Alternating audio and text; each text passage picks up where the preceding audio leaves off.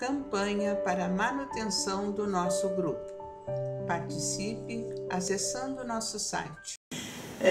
Sempre como fazemos, né, através do Evangelho segundo o Espiritismo, e nos caiu o capítulo 5, Bem-aventurados os aflitos, o item 27, que tem como subtítulo: deve-se colocar um fim às provas do próximo. É uma pergunta que ele faz. E essa pergunta é feita a Bernardin, espírito protetor, em Bordeaux, 1863. Aqui vai a pergunta: deve-se colocar um fim às provas do próximo quando isso for possível? Ou, em respeito à vontade de Deus, é preciso deixá-la seguir o seu curso? Com certeza já fizemos essa pergunta para nós, né? Vamos ver o que ele responde. Já dissemos muitas vezes que estão na Terra para concluir suas provas e tudo o que lhes acontece é fruto de suas existências anteriores. É o peso da dívida que todos têm que pagar. Esse pensamento provoca reflexões em algumas pessoas e ideias que precisam ser combatidas, pois poderiam causar consequências desastrosas. Alguns pensam que a partir do momento em que se está na Terra para corrigir os erros de existências anteriores, é preciso deixar que as provas sigam seu curso. Existem os que acreditam que não é preciso fazer nada para atenuá-las. Ao contrário, entendem que é melhor agravá-las, tornando-as assim mais proveitosas. Isto é um grande erro. Sim, as provas devem seguir o curso que foi traçado por Deus, mas por acaso conhecem esse curso? Uma boa pergunta. Sabem até que ponto elas devem ir? Será que o Pai Misericordioso não disse que o sofrimento desse irmão não deverá ir mais longe? Será que vocês não foram escolhidos pela providência, não como um instrumento de suplício para agravar-lhes o sofrimento, mas como um alívio para cicatrizar as feridas que a justiça abriu? Quando estiverem na presença de um irmão que sofre, não devem dizer: é a justiça de Deus, é preciso que ela siga seu curso. Digam ao contrário: vejamos que meios o Pai Misericordioso colocou à minha disposição para suavizar o sofrimento desse irmão. Olha que diferença, né? Tudo depende do nosso pensamento. Vejamos se as minhas consolações morais, o meu apoio material e os meus conselhos não podem ajudá-lo a transpor essa dificuldade com mais ânimo, paciência e resignação. Será que Deus não colocou em minhas mãos os meios para que eu consiga fazer cessar o sofrimento desse irmão? Será que não me foi dado também como prova ou como meio de resgatar meus erros, deter o mal e substituí-lo pela paz? Importante, né? Eu acho que vocês não ouviram desde o começo, lamentavelmente.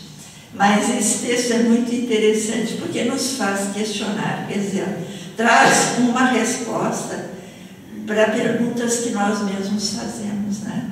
Se nós temos o direito de abreviar provas do próximo ou não. E hoje isso é uma questão muito, muito presente. E nós vemos até na mídia, né? Outro dia um ator famoso que abreviou a sua vida, né? Através da medicina, porque estava cansado de viver, né? Não é que estivesse doente, mas idoso, cansou de viver e pediu para abreviar a sua vida através da eutanásia. Então é uma questão que hoje está muito presente e muito facilitada pela tecnologia que nós temos hoje na medicina. Então as pessoas escolhem morrer em determinado dia, né? A medicina facilita isso e ele morre sem dor, por escolha própria, abreviando a sua vida, não é? Então, uma coisa cada vez mais fácil, né? E o texto nos mostra o contrário, né? Que as pessoas devem respeitar o tempo que Deus deu para o tempo de vida para cada um.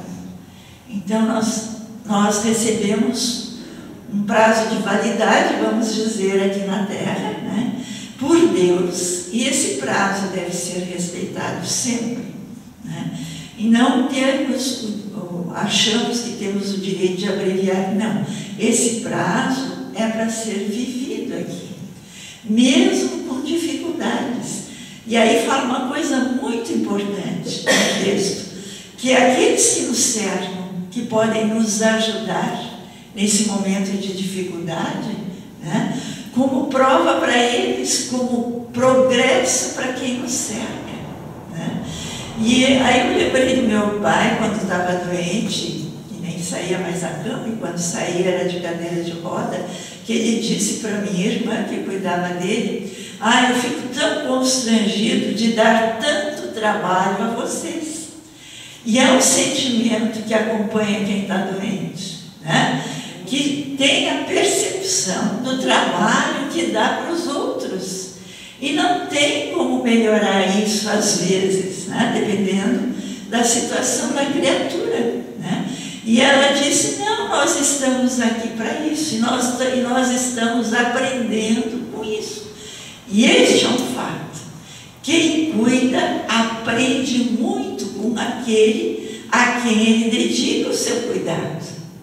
Aprende a ter paciência, aprende a ter tolerância, aprende a compreender o sofrimento do outro, e ele cresce com isso, né? Então o doente, ele não é um inútil dando trabalho, ele é um instrumento de crescimento daqueles que o rodeiam.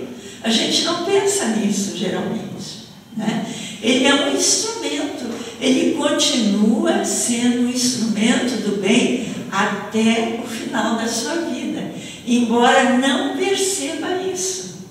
E é bom que alguém diga, né? Tu estás sendo um instrumento de crescimento para nós. Não é um inútil. Porque diz Deus, e o Evangelho nos ensina, que nada, absolutamente nada no mundo existe que seja inútil. Tudo traz um crescimento para alguém, tudo traz progresso para alguém, para o próprio espírito, se ele compreender isso e conseguir se manter tranquilo, né? E mesmo assim, se não for assim, os outros vão aprender com ele, os outros vão crescer com ele. Então, tudo na vida tem uma utilidade, né? E não vamos abreviar a vida, nem nós dos outros, nem a própria pessoa de si mesma, né? Vamos respeitar o tempo de Deus, porque senão nós ficamos com dívidas para o futuro, não é? Não soubemos receber o nosso prazo de validade com humildade, com serenidade, né? E interrompendo, ficamos com uma dívida para a vida futura. Não vamos fazer dívidas, vamos aceitar as nossas dificuldades, as nossas dores, as nossas doenças, nos preparar para isso, porque isso chega para nós. De forma mais difícil ou de forma mais fácil, não sabemos, não sabemos. Está escrito lá nas leis divinas isso, mas sempre com utilidade para nós. Nós vamos aprender com este momento. E se Jesus é o nosso guia, é o nosso modelo maior, é só olhar para a cruz, né? É só olhar para a cruz. Ele nos ensinou o quanto é difícil os momentos finais. No caso de Jesus, não foi com doença, foi com muito flagelo, né? Muito sofrimento também. Ele não sofreu tanto porque era um espírito tão superior que o flagelo da carne a ele não atingiu tanto. Nós não somos tão evoluídos quanto Jesus. Então nós sim nos ressentimos ainda desses momentos, né? Mas nós podemos carregar esse momento com resignação, com fé. E olha que ter fé numa hora difícil não é fácil, né? E a gente se questiona, onde é que ficou a minha fé? Né? Porque se eu tenho fé, eu sei que mais adiante eu vou me libertar disso. Eu tenho certeza disso. E ao me libertar, eu vou ser mais feliz, com certeza, né? A libertação do espírito com a morte, né? Tirando esse peso do corpo físico, que é um limitador do nosso espírito, ao desencarnar o espírito se liberta desta veste, ou velha, ou estragada por alguma razão, né? Já é um alívio por si só, né? Então nós vamos nos libertar, mas vamos esperar o momento que Deus deu para nós. Vamos respeitar a vontade de Deus. Quando a gente ora no Pai Nosso, a gente sempre diz: seja feita a tua vontade. Mas como é difícil fazer isto. Mas nós rezamos isto. E também me lembro de minha avó, que rezava, teve um AVC e nunca mais caminhou, e ela rezava a meia voz sempre. E ela pedia a Deus que a levasse. Mas no momento que piorava a sua situação, ela chamava pelo médico, porque nós temos apegos ainda até ao corpo doente. 20 anos, né? Uma cadeira de rodas, numa cama, 20 anos. E quando chegava um momento difícil, ela, eu estou passando mal, chama o doutor, né? Porque é verdade, porque que nós passamos por esses momentos? É uma profunda preparação de desapego do corpo físico e da família. Não é à toa, gente. Não é sem razão, né? Então nós precisamos deste tempo. E às vezes ele é longo, porque aquele espírito precisa de um tempo mais longo, né? Para se desapegar e aceitar. E lembro de minha mãe também, 3 anos sofrendo. Não foi tanto tempo assim que nem a minha avó, mas 3 anos. E era a mesma coisa, né? E um dia ela disse para o pastor que foi visitá-la: agora eu estou pronta, Deus pode me chamar. Olha que coisa boa. Agora, depois de tanto tempo, eu estou pronta, Deus pode me chamar. E desencarnou tranquila, né? Porque ela disse uma verdade bem íntima, né? Depois do tempo que ela precisou passar. Então, nós ficamos prontos um dia. E nós precisamos passar por momentos difíceis. Então, vamos respeitar esse momento. Porque às vezes queremos ir antes, fugindo da dificuldade. Não vamos fugir, não. Vamos encarar de frente. Não é fácil, mas vamos encarar. E vamos nos dar o tempo necessário, que só Deus sabe, porque nos conhece melhor do que nós mesmos. E não vamos pedir nunca para abreviar, né? Isso é um suicídio, não é? É um desrespeito à lei de Deus. Então vamos respeitar esses nossos momentos e sair daqui, dessa encarnação, sem levar mais dívidas, nos dirigindo a Deus nesse momento, que sabe tudo sobre nós, que sabe de como cada fio do nosso cabelo, dizer obrigada, Senhor. Obrigada pela vida que nos destes, que saibamos respeitar e conduzi-la de acordo com a tua divina vontade. Que assim seja. Nós vamos agora passar para um momento de preces e irradiações, vibrações coletivas. Irmãos, vamos unir nossas almas confiantes para dedicar nosso pensamento e sentimentos fraternos para quem precisa, quem está carente de saúde e de paz. Convidamos todos os irmãos a manterem seus corações e pensamentos vibrando nas preces que faremos a Deus a partir deste momento, em favor daqueles a quem endereçarmos nossas vibrações.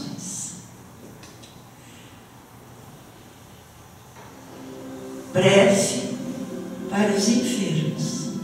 Neste momento abrimos uma corrente de vibrações em benefício de nossos irmãos enfermos que se encontram em nossas casas, hospitais, casas de caridade e demais locais onde se acham passando por dolorosas provações.